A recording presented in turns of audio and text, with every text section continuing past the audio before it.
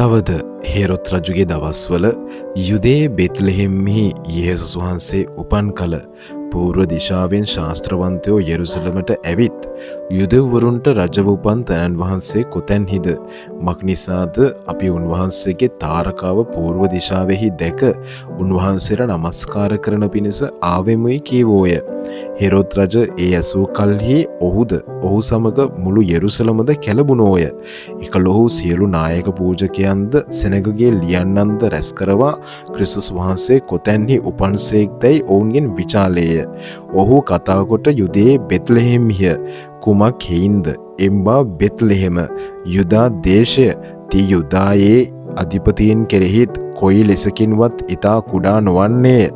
මක්නිසාද මගේ ඊශ්‍රායල් සෙනග පාලනය කරන්නව ආණ්ඩුකාරයෙක් තීගෙරින් නික්මෙන්නේ යැයි අනාගත වක්තෘ විසින් ලියා තිබේ යැයි ඌට කීවෝය.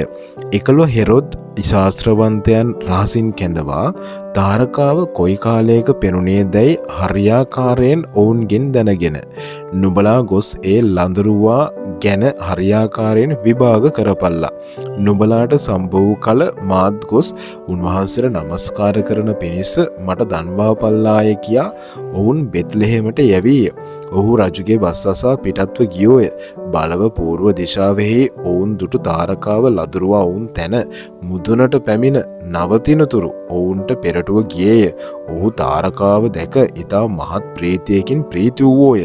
ඔහු ගෙට වැද ලදරුවා සුවකිය මවූ මරිය සමග සිටිනවා දැක බිම වැටී උන්වහන්සේට නමස්කාර කොට තමන්ගේ කරඩු හැර රන්ද කට්ටකුමංජල්ද සුවඳ ලාටුද යන පඬුරු උන්වහන්සේට පිදුවෝය.